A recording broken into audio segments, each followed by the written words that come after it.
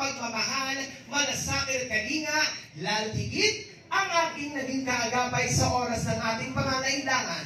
Ang batang galing sa hirap, nagsumika. Ang batang Maynila, Yorme Isko Moreno.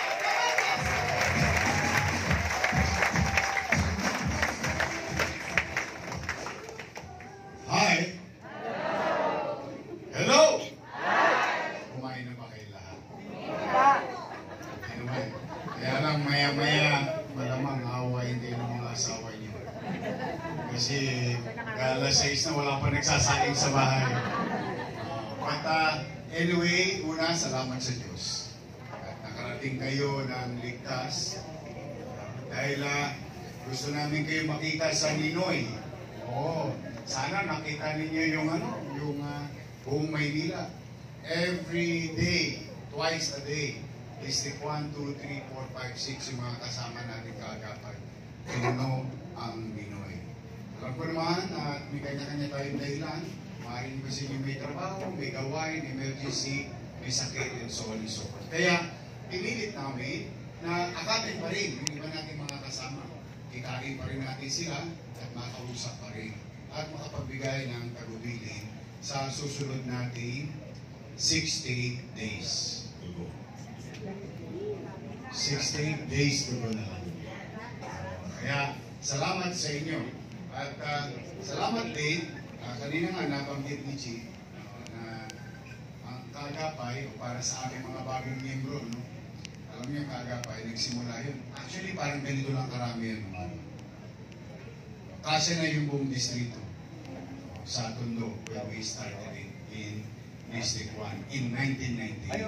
Then in 2007, lumawak na tayo at lumaki na lumaki. We are now more than 50,000 strong kaagapay in the entire city.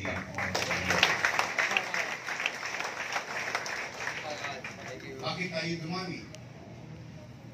Siguro, sasabi natin na kahit pa paano naman kayo, yung mga antikong kaagapay dito, na nakipaglaban sa akin ng buyan. Yung poster niyo, pagkagising nyo sa bahay niyo, tinanggal na, naiinis kayo. Lahat ng hirap, parusa, no? Na dinaanan natin, ng mga laban natin nakaraan. Pinaglaban nyo isang tao. Napanood nyo yung video. Worth it ba? Yes! Talaga. Worth it yung puyat nyo, yung pagod nyo, yung hirap nyong itaguyod, ipaglaban ang isang kandidatong pinaniniwalaan ninyo na totoong maglilingkod sa ating lungsod. Worth it ba siya? Yes! Are you proud? Yes! Yes! Yes! So may mukha kayong ibabalik sa inyong mga kaanak at kamag-anak at kapitbahay na nung araw na kinukumbisi nyo nung araw, lalo-lalo na noong 2019, mabigat ang kalaban natin noon. Napakahirap ng laban natin noong 2019. Dalawang higante yun na kalaban natin. Pero dahil sa inyo, dumami tayo at nagwagi tayo. At I hope, nandito ako sa harapan nyo ngayon, at least kahit paano, tango sa inyo kung sasabihin. At tatanungin kayo, I hope I did not fail you. I hope napagtagumpayan natin ang lahat ng pinangako natin sa taong bayan. In fact, noong 2019, ang hirap ko ng paniwalaan. Kasi lahat na pinapangako ko noong 2019 eh. Naalala nyo? Parang ang dami-dami kong kinukwento. After 3 years, despite kahit na may pandemya, nangyari lahat yung pinangako. So, pabalik kayo ngayon sa inyong mga kaanak. Ilang araw, ilang gabi, simula ngayon, hanggang pagdating ng araw ng paghuhukom. At least, meron kayong magagamit na mga bagay na sa tingin ninyo, nagtotoo lahat ng ipinangako ni Isko para sa mamamayan ng lungsod ng Maynila. Bakit pilit ikinukwento. Sapagkat, mga kaagapay, napapansin ko lately, lalong to papalapit ang papalapit. Dati, hapunan lang nila ako. Ngayon, agahan na nila ako, tanghalian na nila ako, hapunan na nila ako, ako papulutan sa inuman. Yung mga halaman natin. Napansin nyo? Oh, tapos, napansin niyo kumukuha pa sila ng ibang taong hindi taga Maynila na para magsalita ng masasakit laban sa atin. Hindi naman taga Maynila. Pero magtataka ka. Di ba? Parang, hindi ko maintindihan. Ako lagi ko sinasabi ko sa kagad, hindi, mag-report na lang kayo kung ano ang ginawa ninyo sa tao sa lungsod ng Maynila. Bakit? Kandidato kayo. Hindi ka angat kapag inihila mo ang isang paa ng isang tao para ikaw naman ang umangat. Ayaw ko yun. O kaya kayo pinabanggit ko yan, dala na ipapaalala ko ulit sa mga antigo at sa mga bago. Manatili kayong mababa ang loob. Huwag kayong makikipag-away. Bakit? Kaya tayo sinisiraan ng kaliwat kanan, dati isa lang. Si utang. Yung isa naman si benta. Kaya kaliwat kanan eh. Ako nga sabi ko sa inyo, pulutan nila eh. Kaya okay lang yun. Hindi naman ako sa politika eh. Okay lang yan. Pero, yun yung bagay na huwag natin papatulan. Bakit? Kasi yun ang gusto nilang conversation. Gusto nila, ubusin ninyo ang oras ninyo kakasagot sa kanila. Eh, matalino naman ang mga taga Maynila eh. O bakit? Ang tanong namin, nasaan kayo ng pandemya? Ng panahon na kailangan namin. May parang mga kabuti, nagsulpukan na lang bigla ngayon. Noong madilim, ang ating buhay, na parang bang wala ng liwanag na mararating. Sino ang kasama ng tagalungsod ng Maynila? 24 oras. In fact, marami sa inyo nakasubaybay. 3 months. Hindi ako umuwi ng bahay. Not a single night, not a single day.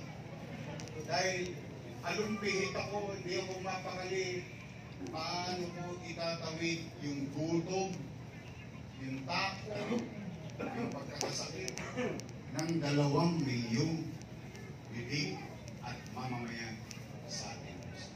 At least, uuwi kayo ngayon.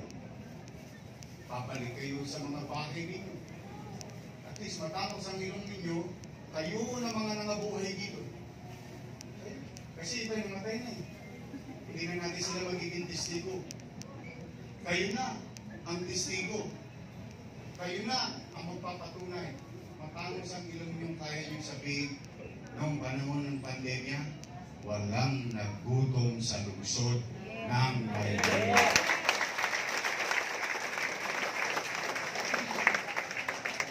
Tama ba?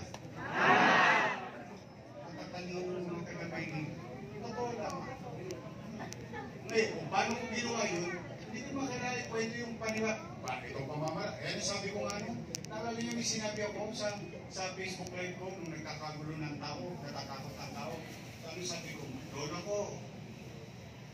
ko, mga nanay, tatay, mga batang Maynila, pumanatag kayo. Huwag kayong mag-aalala. Pag ako wala nang maibibenta, nakita niyo itong relo na ito, ipatatas ako ito kitang bunting makarapos lang tayo. I said that in a public video. Why? Kasi gusto mong i-assure yung mamamayan mo, may gobyerno sa lungsod ng Maynila. Ang pag-ibig ngayon ay parang isang ama o isang ina. At ang anak mo ay 2 milyong mamamayan. Umaasa sa iyo. Ano? Taas ang kamahin ng may anak nito. Hindi ako. Hindi pamilya. Ano, rito. Kapag walang makakain ang pamilya niyo, magagawa niyo ng marami. Talaga? Ikaw ba na isusubo mo na, ibibigay mo? Aman? Kaya nga lahat ng cambio, lahat ng buwelta, inaabot mo eh. Tama mali? Nakita mo rin nakaturban, ayun na si Bombay, pwede mo marami. Tama mali? Mairabos lang. Maitawid lang. Tama mali? That's also being real. Hiningi mo yan eh. Pahala ka eh. Pala desisyon din. Gusto mo maging mayor, nakalain ka pa magpapandin niya. Ikaw ang humingi niya sa tao. Ang mag-mayor ka. Hindi ibabalik mo sa tao, reklamo. Ang ibabalik mo sa tao, solusyon sa problema at katayuan ng iyong pamilya. Kaya itong laban natin, magaang itong laban natin. Bakit? Magre-report lang tayo sa taong bayan.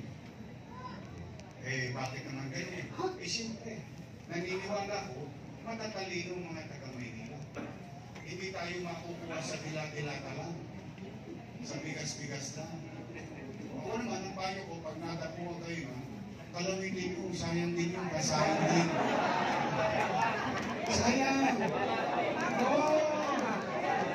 Tirahin yun ang tirahin. Pero naman ang taong bayan yun eh. Oo, totoo lang. Eh, sayang din naman. Kung baka 5 kilo ka, di pa mga 3 araw, 4 na araw na yun. Tama ba? Kaya ako, wag tayong maninira. Wag tayong makikipag-away. Magpakababang loob kayo. Katulad ng dati pa. Kasi habang kayo nagpapakababang loob, pinapahaba nyo naman ang kamay nyo. Akapin ninyo ang kaya nyo makapin. Sabi nga sa mag-asawa, pag bagong kasalan sabi, humahayo kayo at magparami. Tama ba? Hindi nang anak ha? O nang kasama. Kaya tayo, lagi tayo. We can stay humble. Always humble. May takot sa Diyos, may paggalang sa kapwa. Pero we have to be firm. Katulad natin, pagdating sa partikular na problema ng tao, matigas ako. Hindi ako bibigay. Kahit kakampi kong politiko, pag mali siya at maapekto ng tao, nilalabanan ko. Bakit? Firm ako dun eh. But we can still stay humble. Bakit? Anumang tigas ng bulalo, lalambot din yun. Kaya yung mga kaanak nyo, yung mga mahal nyo sa buhay, mga kaibigan, kaklase, kausapin, magparami ka. Ipapaliwanag natin yung dividendaso. Bakit? Eh kasi tayo may prueba. Tama ba? Di ba sa karera? Ano tinitingnan sa dividendaso? Yung loob, yung prueba. Iyan namin nating resibo. At iyan, hindi lang sa picture, hindi lang sa video. Naramdaman ng tao. Imagine mo, sa buong Pilipinas, lockdown, ang Maynila, may eskwela. Bakit? Naka-tablet ang estudyante. At walang tosgas ang magulang. Bakit? Kasama na internet dun eh. Tama mali? Teacher, naka-laptop. Wala rin tosgas. Oh, eh meron din siyang libreng internet galing sa gobyerno. Tama mali? 8 buwan, kumain tayo. Hindi pa nga nauubos yung food box, tumarami na naman yung isang food box. Kaya nga iba, online sale na. Ito, nakikita ko sa Facebook eh. Kasi sobra na eh. Gusto niya na gawin Shopee eh. Ako, okay lang yun. Binigay ko na sa iyo eh. Kung i-abilidad mo, gusto mo gawin pass. Dahil nagpumula na rin yung ihi mo. Dahil kung sabi niya na siya. Ay po. Okay lang sa akin. Tama mali. Kaya mo, walang bakuna sa buong Pilipinas. Sa Maynila, nagbabakunahan. 24 oras. Ang testing, ang mahal-mahal sa Maynila, 5. Ang gamot, tayo pa hinihingan. Ako, naging kabisado ko yung mga pangalan. Ang hirap din kasi yung mga pangalan rin. Remdesivir, si Lisuma, bulok yan yun. Daan libo. Ang alam ko. Kahit bilyonaryo, I'm telling you straight, kahit bilyonaryo, hindi makabili. Bakit? Wala siyang access. Pero gusto ng Maynila, mabilidad, naka-access. Hanggang mabuhay mo.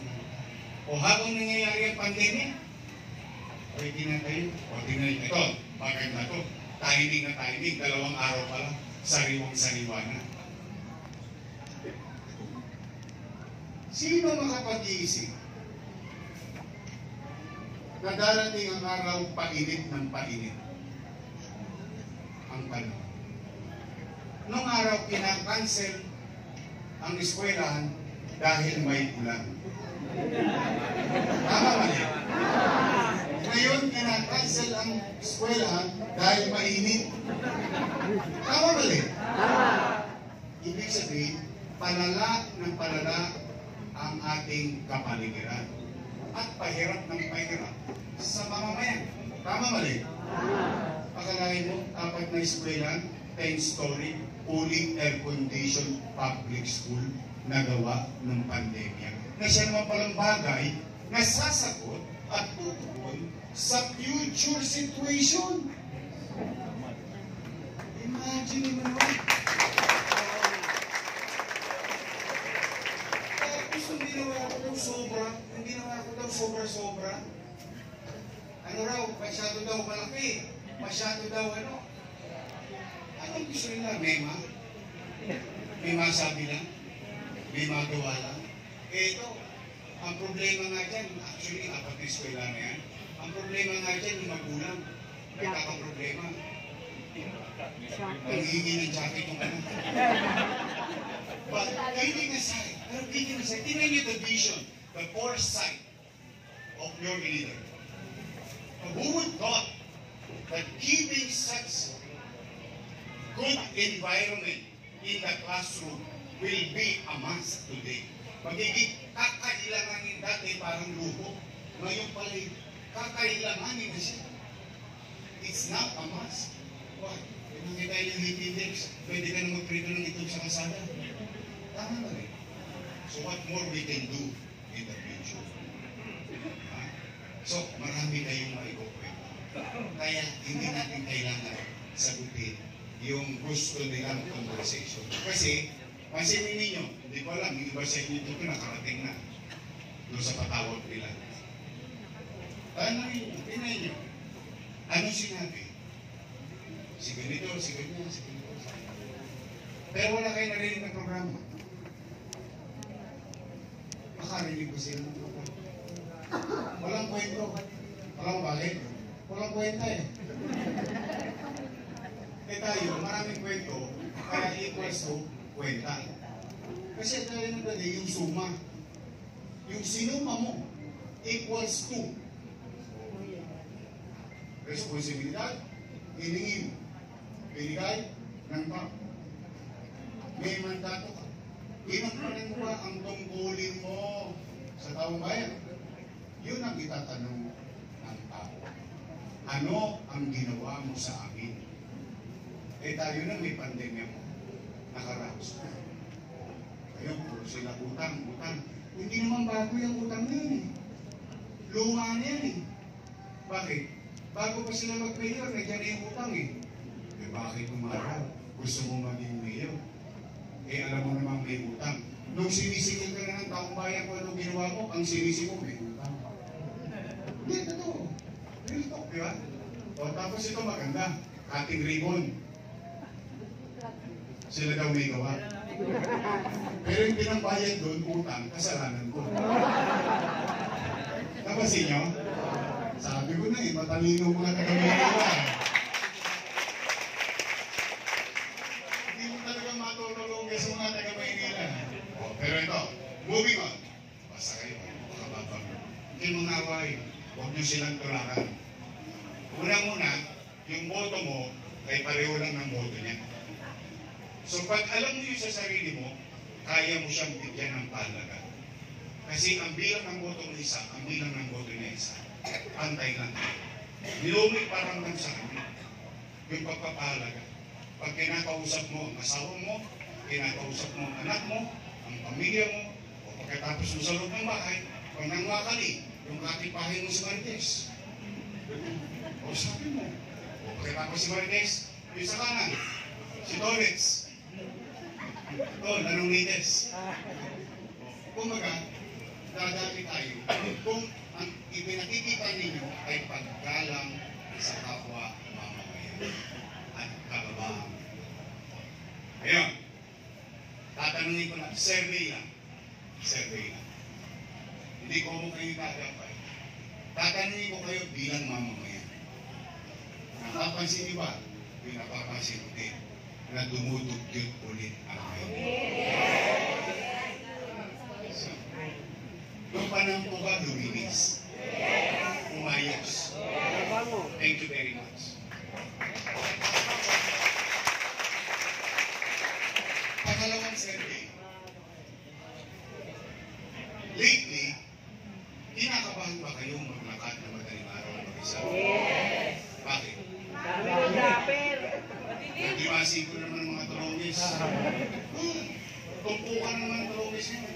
Sa arte, Rabab, Banduna, Juan Santos. Pati nanay, kinakabahan. Bakit? Papasok sa eskwelahan yung anak niya, hindi niya alam. Baka mamaya, buti sana kung nakalawit ng yung cellphone. Yung cellphone, pwede lang ipamutang ulit sa kumbang. Mamaya, madisgrasya na. Tama mali. So, may takot ulit tayo dahil napapabayaan ng present order situation sa Maynila. Yung ba nararamdaman natin? Naalala niyo ba ng panahon ko, hanggang madaling araw, may gobyerno sa lungsod ng Maynila.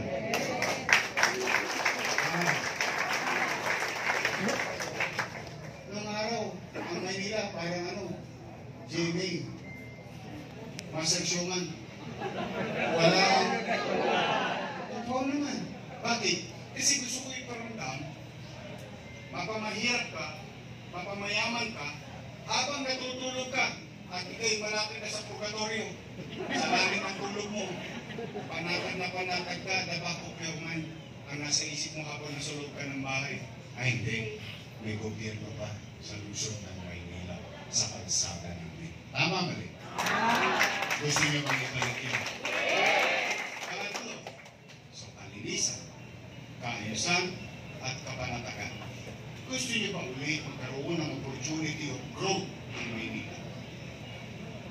Tayo yumabong ulit. Bumalik ulit ang tiwala ng mga negosyante. Bakit mahalaga yun? Una, trabaho. Pangalawa, buwis. Tama nga din. Gusto niyo maibalik yun? Nakita niyo kahit iba't ibang bahagi ng mundo. Kahit mga ambasador, kinilahan ang Maynila sa bilis ng paglago. When I became mayor, nung binuto niyo ako mayor noon, noong 2019, out of 17, number 16 ang Maynila. Bago umalis, number 3 ang Maynila. Ang gawin ko, siya sa atin ninyo yung kiniklaim ko. Bakit? Ikaw, tayo yun, yung mga batang Maynila tayo. Now we are number, out of 17, we are now number 17. Talo pa tayo ng Materos sa economic growth. So ano yung ibig sabihin? So, yung kadugyutan, yung kriminalidad, masama pala talagang epekto sa hanap buhay ng tao. Una, sa damdamin ng tao. Sa mata ng tao. Siyempre kung nakikita mo ng mga dugyot puro bandil at libag kaya bugwisit ang tao. Nakukonsumi ang tao. Tapos wala kang kapanatagan, iinis ang tao, itatapit ang tao. Anong sa tingin yung isipin ng mga negosyante? Aalis ng Maynila. Tama mali? O tayo nung yung, siyempre, magkakaparada tayo ngayon. Walang negosyo, walang trabaho, equals to tambay. Nyanyaga ka naman sa kanda, pre, dito to. Uy, binibiro-biro ko yan, pero sa totoo, yan ang epekto kapag ang pamahalaan, hindi tao ha, tayo panira. Basta, pamahalaan. Pag ang pamahalaan, hindi nagtatrabaho. Pag ang pamahalaan, hindi nagpa-function properly.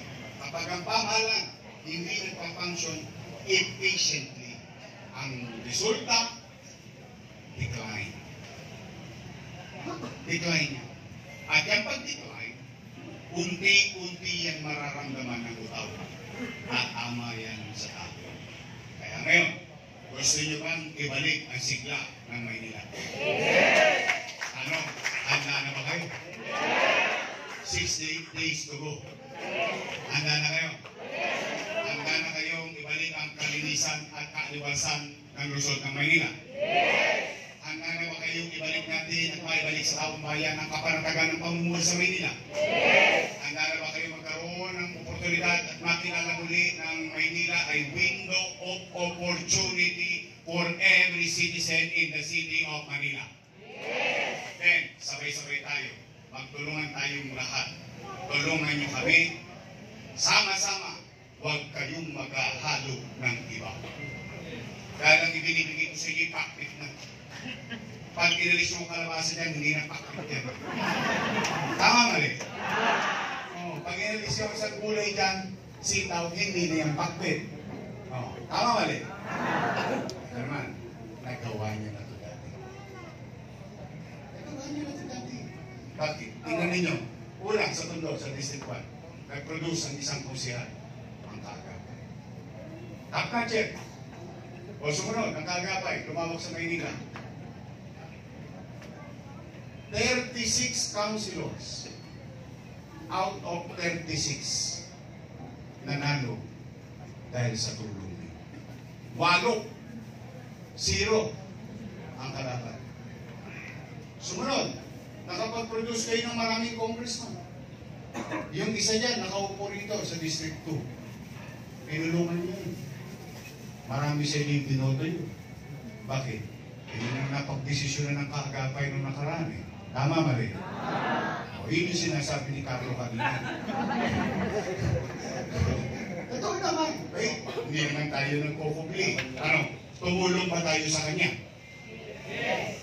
Thank you very much. Nakatulong tayo sa kanya sa katagumpayan ng karera niya. Tama mali? Tama. O ngayon, tumigas ang lig nila. Hindi naman natin pagkatao yun. Di ba? Pagkatao naman nila ang sinusukat ng mamamayan. Tama mali? Nung sila'y tinulungan ninyo at hindi na lumingon dahil tumigas ang liig, okay lang yun. Magmukon tayo sa buhay. Tama mali? Eh, talagang gano'n. Hindi naman lahat ng taong tinutulungan mo ay lilingunin ka.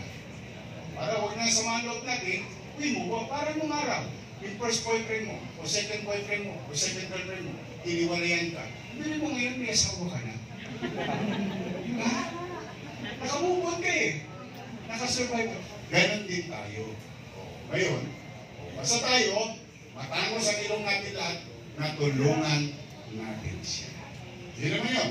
O that is period. Now, we move on with our lives.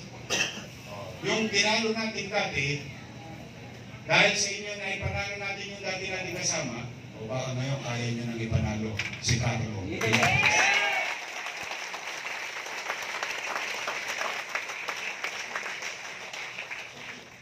Kayo ang naglagay.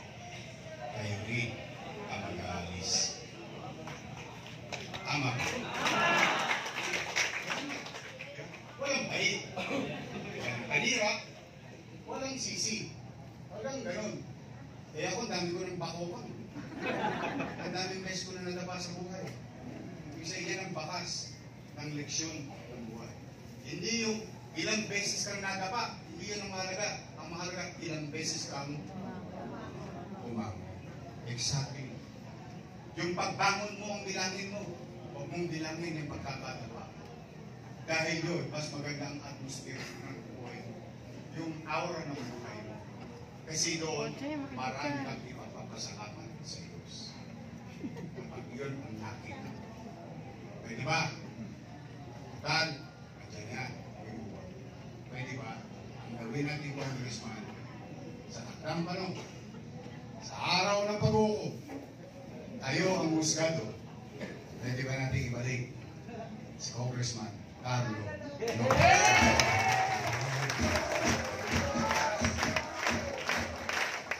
Ang nagawa niyo na, 6 na congressman. 6 ang congressman sa Manila.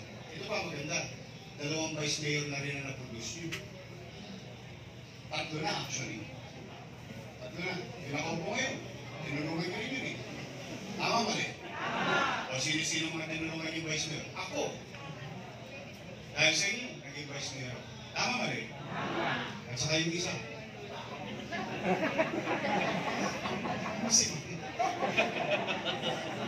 Tama naman. Tinulungan niyo ba? Tinulungan ba natin? Good for her.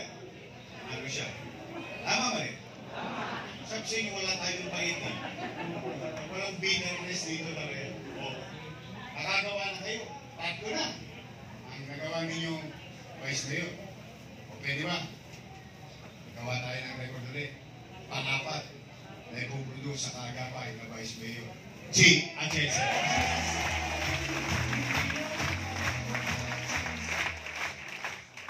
Pwede mo, no? May acid naman eh. Mukha lang yan 19. Naintindihan nyo na yun. Ako rin sa uwi. Isa raw ay graduate ng last.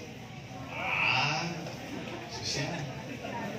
Tayo ko naman siya. Ako ay graduate ng Ateneo. Ateneo de Tondo. Tondo High School. But siya graduate ng political science. She knows the job. Plus the fact that yung tatay niya, dating vice mayor, alam niya, she knows how to be presiding officer of the City Council of Manila. Tama, no? Kaso? Magaang? Magaang ibenta? Alam niyo bakit? Alam mo, pinakamahirap sa isang produkto, pag naglaban, Pepsodent at Colgate. Yung kandidato natin, Colgate. Tama mali? See? Mas madaling ibenta. Nandito naman, yung ating mga your mistakes. Ito nga pala, pasimplihin natin, pagdating ng takdang oras, yung kampanya. Simple lang, your Miss Choice Street. Yun lang, hanapin lang natin, your Miss Choice. Para madali. Kasi, pag your Miss Choice, yun eh. Pag your Miss Choice, dalawa lang kasi naman pagpipilian ninyo eh. Your Miss Choice, matamis. Yung kabila, Ladies Choice.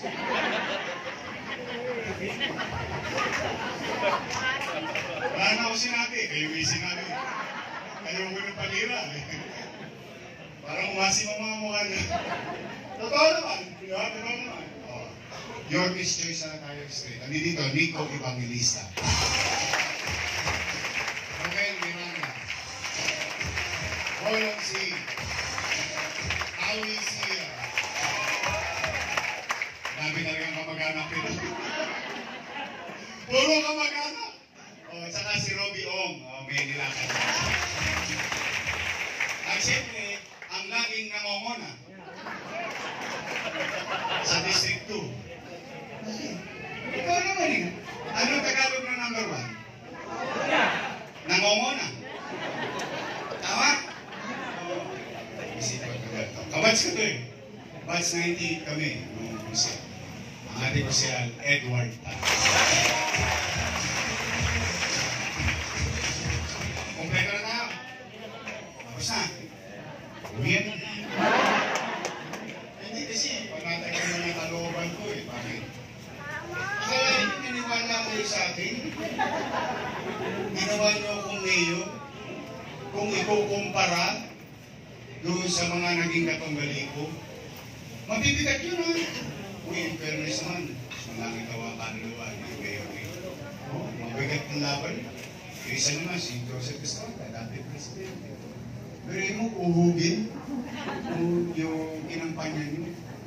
Awan ng Diyos.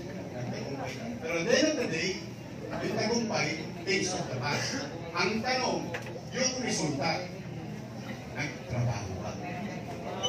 Naglingkod ba? Naging tapat ba sa kanyang tungkol? Ayos na ako.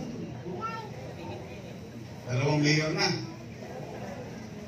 Gawin natin, 3 mayor na. Ay, ko sa inyo, babalik na ba tayo? Ayan. O, sandali lang. Ano lang, kakatuwaan lang. Hindi naman to, tapatin nyo lang ako. Anong feeling nyo sa barangay nyo?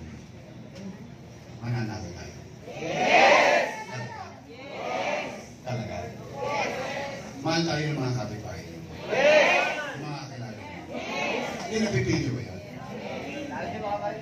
Hindi konting tisa lang. Leg pa na.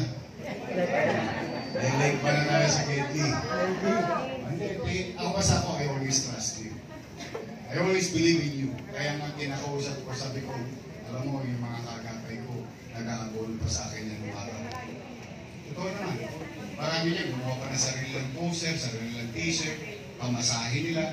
Ang tinitira lang namin ito, tinapayan. Nagkatalo kami sa tinapayan. Pero, hindi ko kayo. Yun ang backbone of my success in politics. Kayo yun. Kaya, kung nagawa nyo dati, rehearsal lang to. Uulitin lang natin. Inupo natin sila, tayo rin ang mag-aalis sa kanila.